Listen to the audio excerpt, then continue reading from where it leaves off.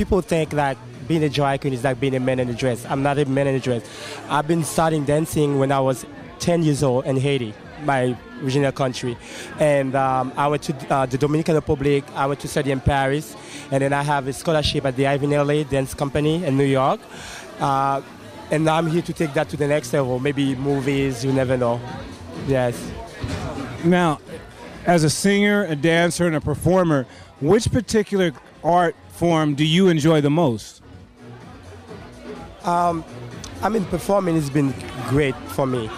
I mean, I can dance, I can sing, and I can dance and sing in bed. Yes. How long have you been in Florida, and do you intend to stay here, or are you looking at other cities? Talk about that sub.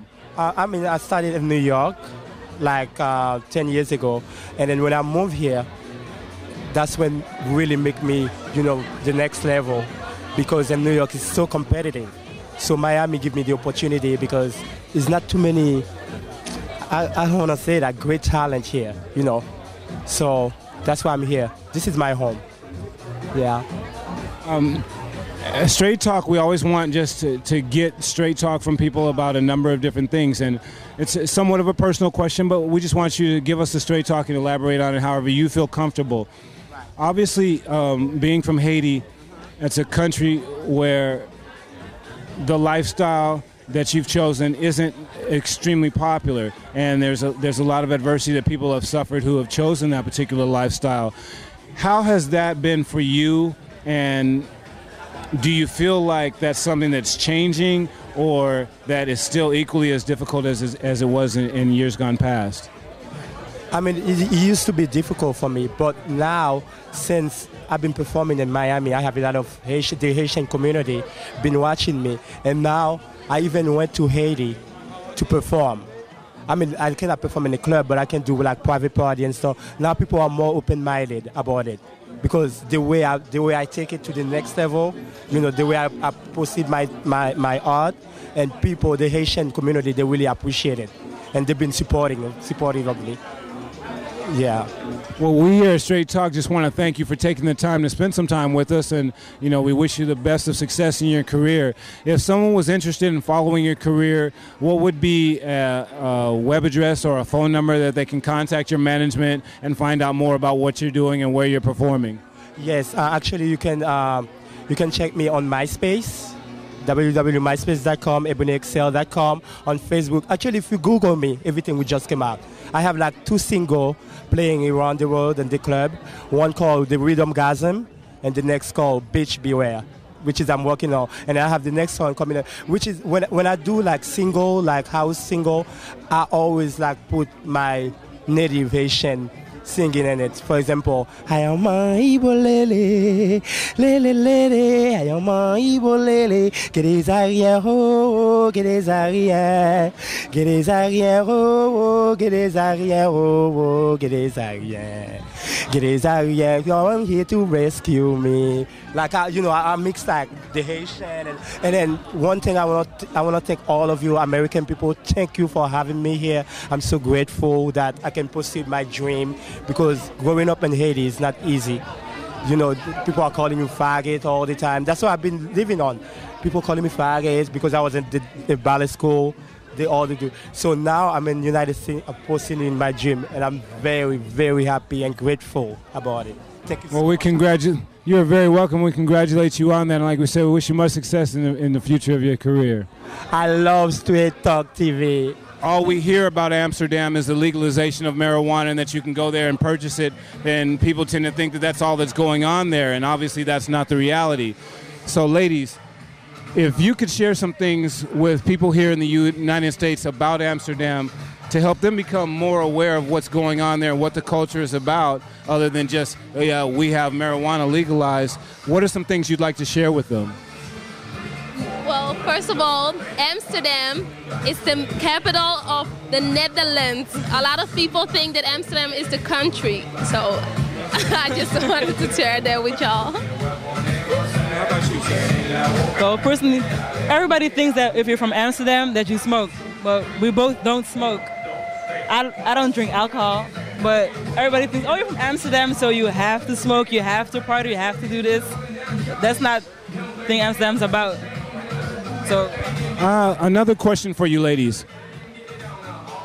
Politically, you know, there's a lot going on around the world. Economically, everybody's under strain right now, worldwide. If you had to say which of the two countries you think are in worse shape between the Netherlands and the U.S., which one do you think is struggling more economically right now? U.S. U.S. Definitely. Definitely. You both were very definitive on that answer. Talk a little bit about exactly what's going on there as opposed to here. Like in Holland, the government support the people more. Because over here, when you don't have a job, you're broke. In Holland, when you don't have a job, you have Social Security, the health system. You don't have to. Everybody has to have insurance. And what else? I don't know. If you don't have a job, you're not gonna die. You're not gonna starve. And we feel like over here, there's a lot of people on the street. You don't see that as much in Holland as over here. So they do a better job of taking care of their people. Okay. Gentlemen, you've heard some of what they had to share about the differences between the Netherlands and the U.S., and particularly when they started talking about the dynamic of the economics and the better treatment of the people there than we find here in the U.S. As young men here in Florida, give us some straight talk on how you think that the black community in Florida is being received in terms of young men when the Hispanic population is growing so vastly here. There's a lot of diversity, but there's a black community is not purely a black American community. You have Haitians, Jamaicans, Africans, and a multiplicity of blacks here as well. So talk about some of that and your opinions on it. Well, with the black community, like just within the black community, like blacks segregate amongst other blacks. Like it's really sad. Like for instance, Jamaican blacks are segregated against American blacks versus Haitian blacks. When all in all, we're the same.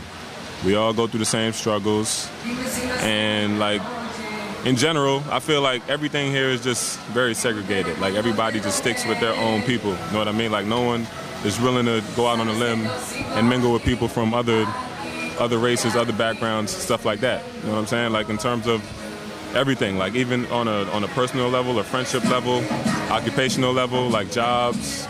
Like I just feel it's very segregated here within the black community, between black, white, Hispanic. Like everything is just very divided. You know what I mean? That's Anthony. On that note, what are some of the things that you think could happen that would help kind of minimize that gap and bring some of the cultures together a little more favorably?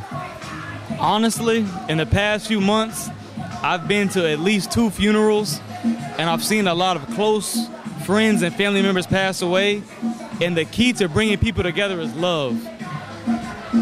Being a light-skinned African-American, I can tell you there's a separation between light-skinned African-Americans, between dark-skinned African-Americans, between Jamaican African-Americans, between Haitian Americans. There's a gap between us. I think if we all show love between the separate groups, that we can accomplish so much.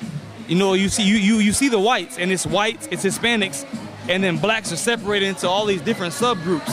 I think we should unite as one solid group, and we could accomplish so much, man. So much.